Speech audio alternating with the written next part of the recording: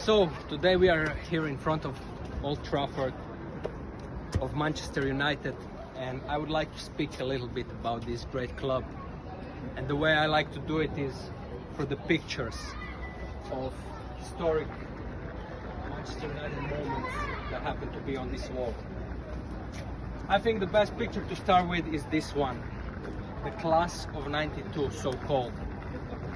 Paul Scholes, Phil Neville, Gary Neville, David Beckham, Nicky Butt, Ryan Giggs, and the coach, Alex Ferguson, who recognized the importance of academy, who recognized that every great club has to have identity that is based on. He realized that if you want to have a team that is ready to die in the name of the badge, you need to start putting the values of the club on them when they are young. So identity. I'll hand this to Molly. Molly, that is in a role of my personal assistant today. Identity. A year ago, as I mentioned a couple of times, I moved from London to Manchester. And what I found out when I moved to Manchester is that Manchester has a strong identity, strong social concepts, strong moral values that you need to live up to be part of this community. Unlike London, which is a free city, a city of freedom, where different perspectives, different cultures clash, and there is no one strong identity that stands out. And like that, Manchester is a city with stronger identity, just as perhaps every other smaller city, where you are expected to behave in certain way, to look in certain way, to be in certain way, to be part of this society. That very identity is the reason Manchester United Football Club had made such huge successes through history under Alex Ferguson and his predecessors.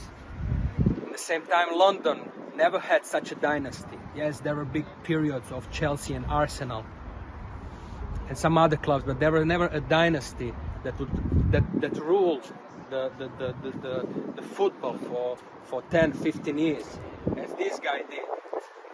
And that brings us back to this picture. Look at them.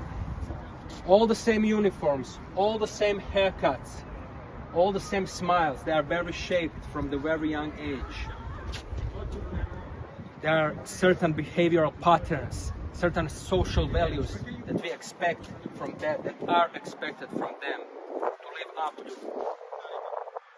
And in the end, to be ready to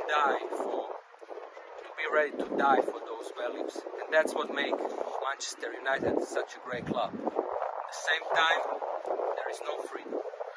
They are very shaped. They are told what to be. We have just been told by a staff member, a guy who works here, that we are not allowed to film here without the permission. So from now on, just photos. Is that right, Molly? Yeah, we're just taking photos now. So Alex Ferguson. I avoid to say Sir Alex Ferguson because, as you can see deep down, I'm a little bit of an anarchist who tends to avoid certain rules put by this very structured environment, very structured society. Alex Ferguson, the man who won 13 Premier League titles or something like that. Sometimes maybe good, sometimes maybe shit. Sometimes such strong identity, such strong rules tend to create rebellion. Sometimes people don't feel right being part of these boxes. and they just naturally rebel. Eric Cantona, the rebel himself. Look at this picture. It's so different to those guys, to the class of '92. His way of living is so different to submitting to those structures.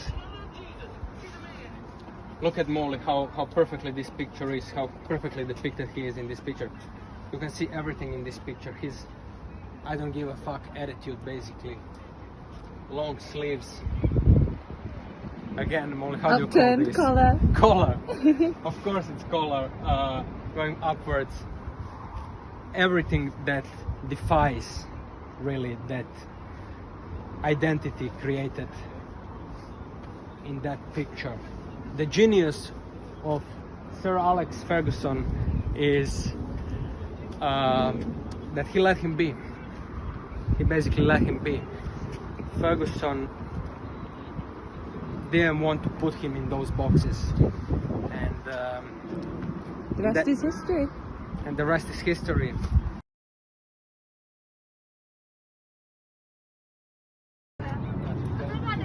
So what happened yesterday? Karma happened. Karma happened is what happened. I was saying all that I'm an anarchist, and karma, in the form of a man with a high-vis jacket, approached and told us to leave the premises. So it turns out I'm just a little bitch anarchist. Turns out. But anyways, today is a new day, so let's proceed. Are you ready, Molly? I'm so ready. Alright, so where was I yesterday? I was saying about Manchester United identity and freedom. Freedom that cannot coexist with that identity, really. And I was talking about colors.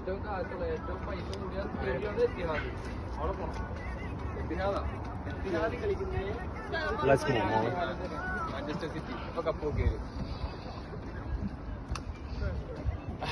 Alright, you can film a little bit there. Film them people.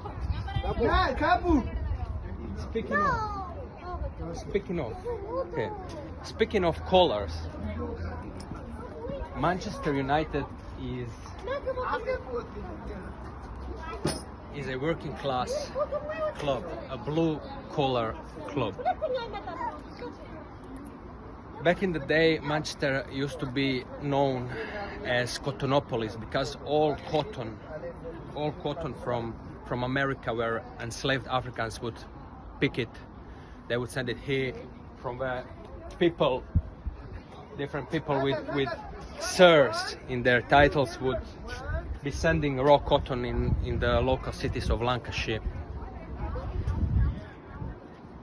where hard working men would be weaving and spinning that cotton with their black nails and barefooted. So as you can see, working class, this is the mill just in the background of this picture of the old Trafford. Working class and mills were always part of that identity, strong Manchester, strong Mancunian identity.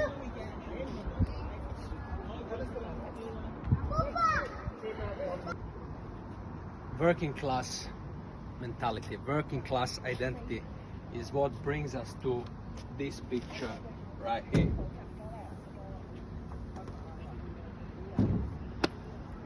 Whew.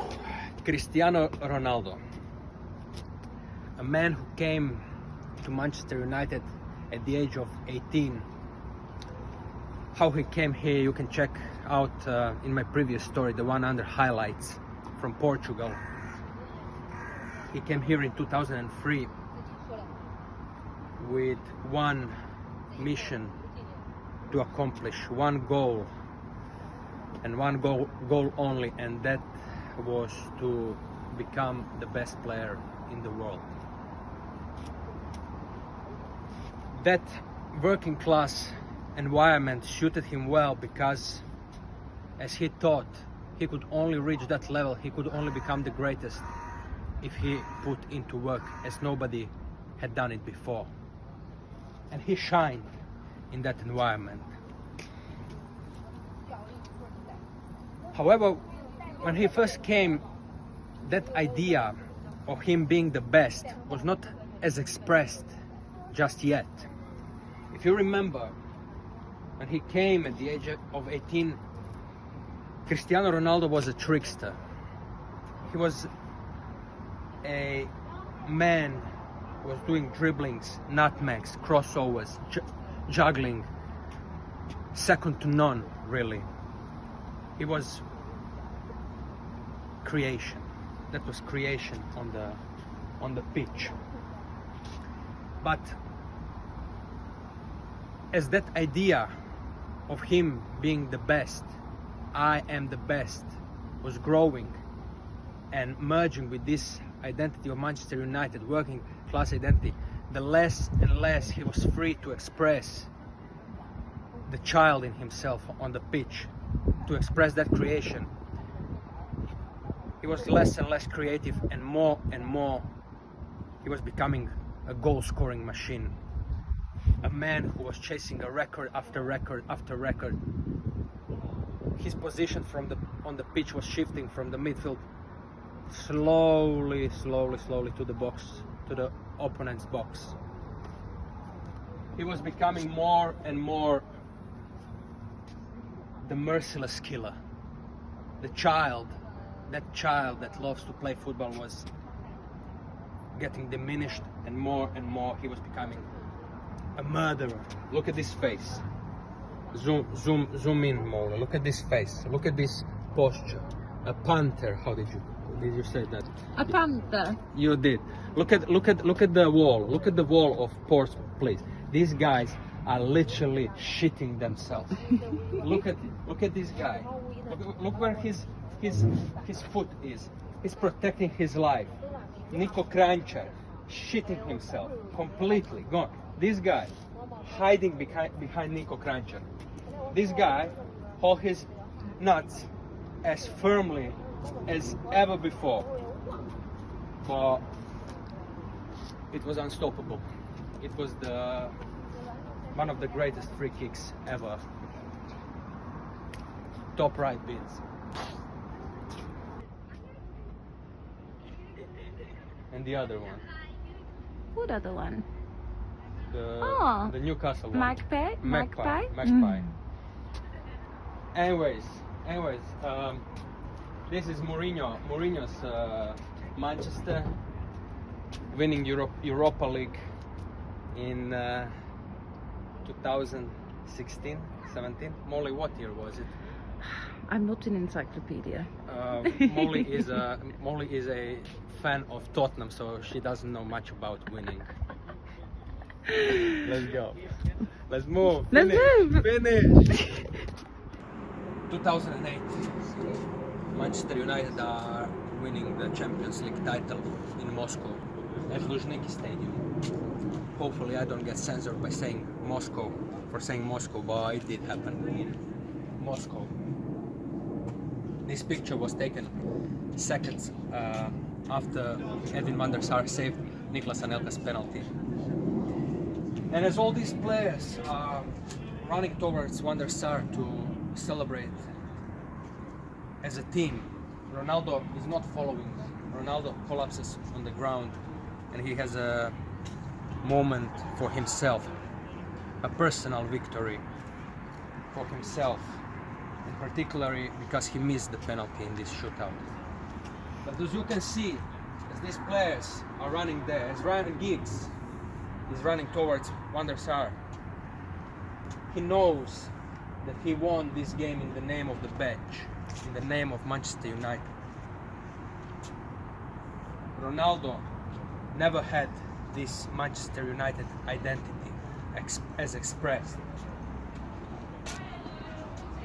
He won this game in name of his own identity, and his identity is I am the best player in the world. That is what Ronaldo has has been ready to die for. That was his personal value.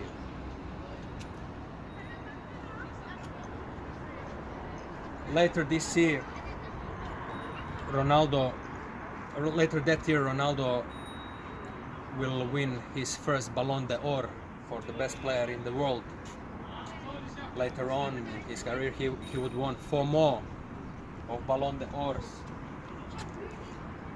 And by every new Ballon d'Or for the best player in the world, he was further away from that child, from that trickster who came as a young man in Manchester United. And the more he was becoming a goal-scoring machine, obsessed with records, with proving, with titles, money as well. The less and less he was that free guy who would just love to play football. His personal structure, his personal identity simply covered that freedom that he brought in Manchester United years before. So the reason I moved to Manchester really was my book that I'm about to publish. The book is finished at this point. I'm just looking for a proofreader at this point. And the reason I came here is because the book is mostly about Cristiano Ronaldo and his perspective of life.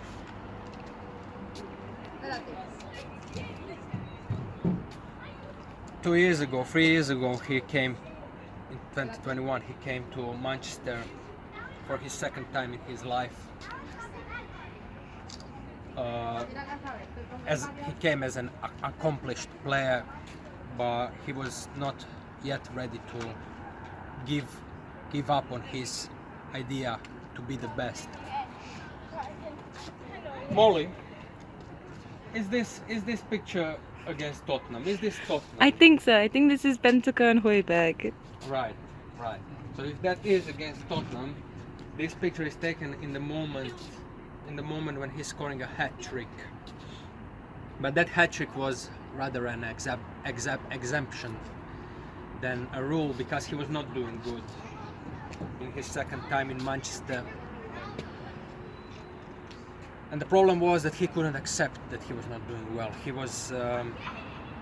He couldn't accept that he was sitting on the bench, that he was not the man of Manchester United who would lead them to glory once again. But in his mind, he was still the one who is ready to die in the name of I need to be the best. It didn't turn out nice. It all went bad when he gave an interview to that cunt Piers Morgan, where he publicly said some very bad things about Manchester United. So the club basically kicked him out.